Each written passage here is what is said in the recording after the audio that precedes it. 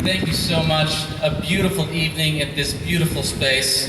Such beautiful music, and what a marvelous orchestra. Symphonya. That was Antonio Vivaldi's concerto for strings. There's no soloist, it's a concerto for everybody, called Alla Rustica. Alla Rustica kind of alludes to the folk song-like quality that this particular piece has. Vivaldi was perhaps trying to emulate the in vogue style going on in Vienna when he wrote this, when he was in Italy. At the beginning you hear the violins playing a very fiddle-like sort of sound with their strings. You can almost hear a Tennessee fiddle sound there in the first movement. And in the last movement there's this cool little note called a sharp fourth. It makes for this nifty little scale called Lydian, which I don't know what it means except it's the most beautiful name of her scale I've ever heard. So the Lydian scale in the last movement is something kind of hip to folk songs. I do know what it means, by the way, I'm just kidding. That is the lovely Alla Rustica Sonata of Antonio Vivaldi. We'd love to move things out of Italy now. Tonight's concert, I think it's what the kids call a mashup. Is it a mashup? I think it's a mashup. Because we're going to hear some of the greatest music of the last 500 years, most of it coming from Italy and definitely from Europe. But we're also going to hear some great music of the last 100 years or so coming from South America and even the Caribbean. So we're going to now move a little bit across the ocean. Is that right? Yeah. Now we're going to move across the ocean a bit. This is Danza Final, which is a malambo, a very cool South American, actually Argentinian dance. And this music is of Ginastera, Alberto Ginastera, who wrote some wonderful music for every instrument and certainly some wonderful music for orchestra. And this is Danza Final.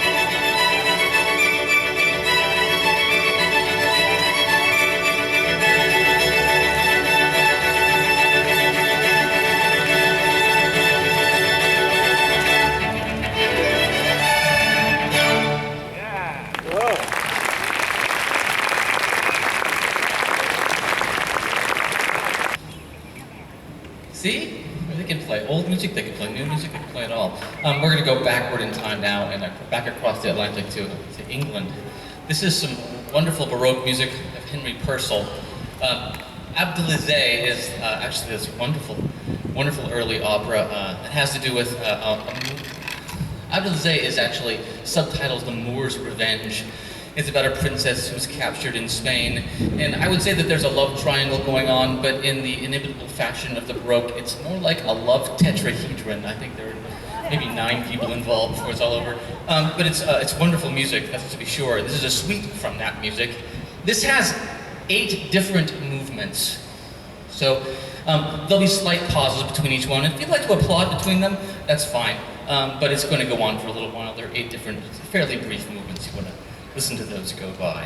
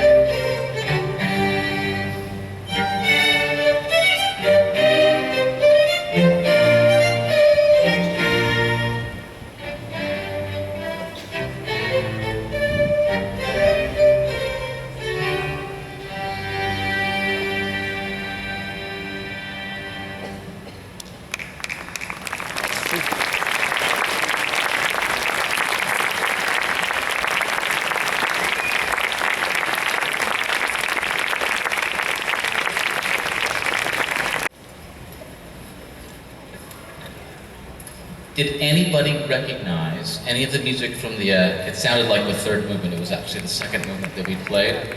Good, good. Who would have known that in the year 1700, Henry Purcell would be such a huge fan of Benjamin Britten, who wouldn't be born for 180 years still. That second movement becomes the source material for Benjamin Britten's maybe most often played orchestral work, A Young Person's Guide to the Orchestra, which is wonderful music, and if you haven't listened to that lately, there's some great recordings out there. There's a fabulous one from about 1958 with Leonard Bernstein, and he's talking over the whole thing with that wonderful gravelly voice. It's brilliant stuff. So if you get a chance to listen to Young Person's Guide, it's a wonderful way to introduce the young people, and I know there are a number of them out there tonight, the young people to the instruments of the orchestra. And I bring that up because there's going to be soon another opportunity to introduce young members to the instruments of the orchestra. And over here at the table, stage right, house left, you'll see, getting set up, the instrument petting zoo, which is exactly what it sounds like. More on that later. After playing some English music, we're going to jump back over to our Latin-flavored music. This is some wonderful music from Brazil. It's called the Bacchianas Brasileiras. There are, I think, 7 of them, 8 of them, that Heitor Villa-Lobos wrote. They're wonderful settings, all of them. But what he did is he tried to combine the exquisite music of J.S. Bach, who wrote some very similar music to this around the same time as Purcell, but he writes it as if Bach were able to write a Brazilian accompaniment. So it's in the style of Bach, but also in the style of Brazil. So as you're listening, listen for this extraordinary, this exquisite, sinuous melody that spins out. This sounds very much like the air from Bach's Third Orchestra Suite, the air that you can play the entire thing on the G string of the violin. But that air, it's kind of reflected in the melody of this piece. But beneath that, instead of the cool music that Bach had, he writes the equivalent of Brazilian guitar music. So here are string players with their really intricate pizzicatos trying to sound like, and brilliantly sounding like, Brazilian guitarists. The Bacchianas Brasileiras number 5, the aria from that wonderful piece of Heitor Villa-Lobos.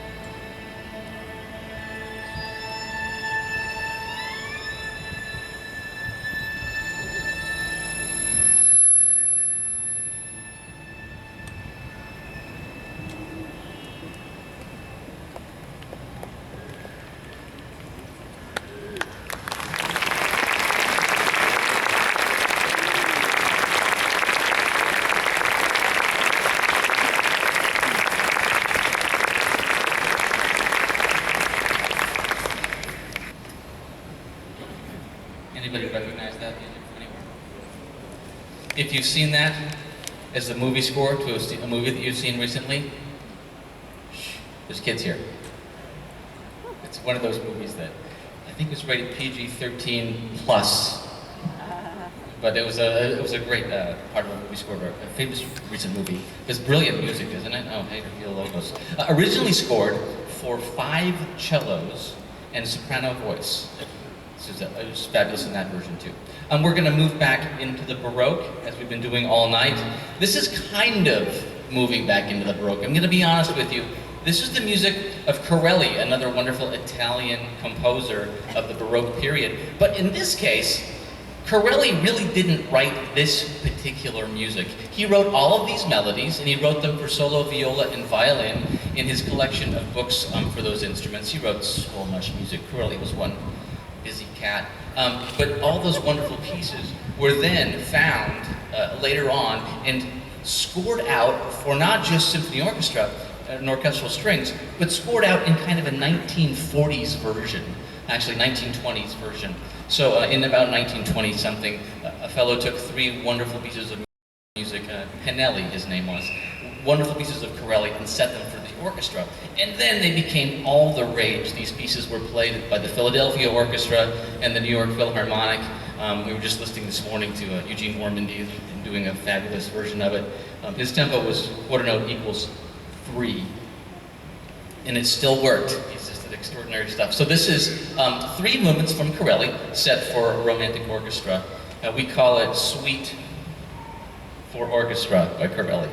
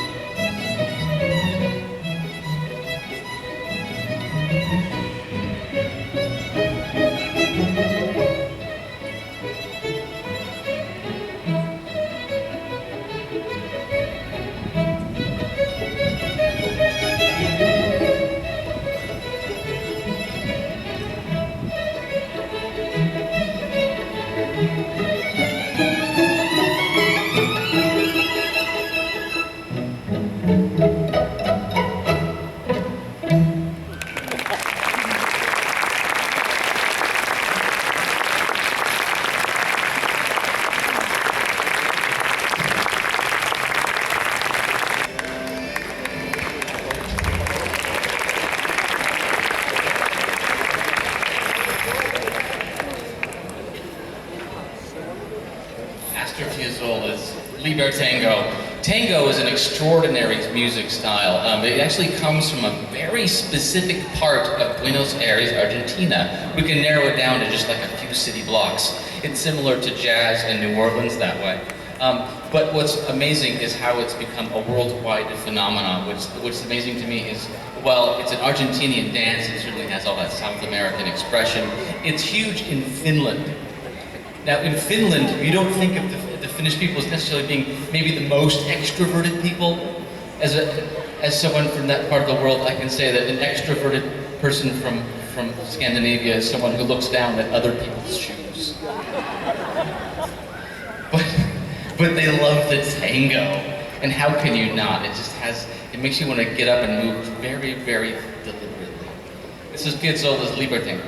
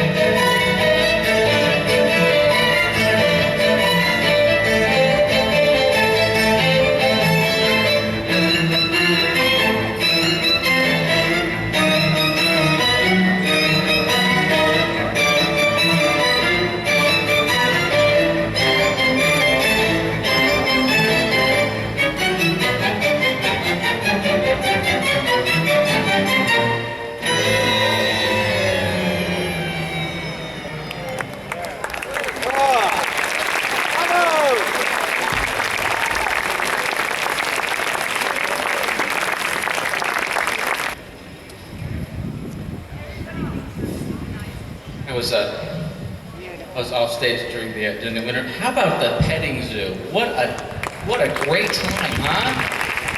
We learned a new instrument tonight. It's really that easy. You know, I know there was one glaring omission from the petting zoo. That's fine. I can make this much sound if I go really fast. And actually, that's a point. As the conductor, I make absolutely no sound whatsoever, other than the occasional, that's about all I can make. But these fabulous musicians on stage get every ounce of the credit for their extraordinary musicianship. Aren't they something else?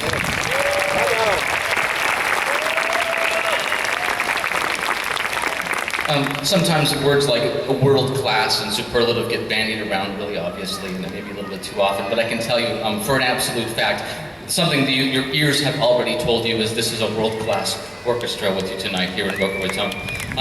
Yeah, absolutely. The Symphonia. We have one more piece for you tonight. The good news is it's in 4 movements, so it's got some bulk to it. It's time for the symphony. This is the music of Benjamin Britten. Now, here's the cool thing about this piece. It's called Simple Symphony. At no point during this piece does anyone say, well, this is really simple. But it's a simple symphony, and then he has each movement being an alliteration, right? It's the playful pizzicato and the frolicsome finale and the sentimental saraband and the bourrée is the boisterous bourrée.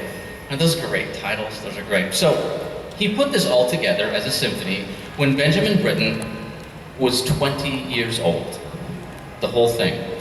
Now that in itself would be into one package when he was 20 years old. The music you're about to hear was written by Benjamin Britten between the ages of 9 and 12. Between 9 and 12, he wrote all this music and assembled it a little bit later. We're trying to think of, we were talking earlier during one of our rehearsals about the genius of Benjamin Britten. We came to this conclusion, it was before television. This is the Simple Symphony of Benjamin Britten in the extraordinary Symphonya Boca Raton.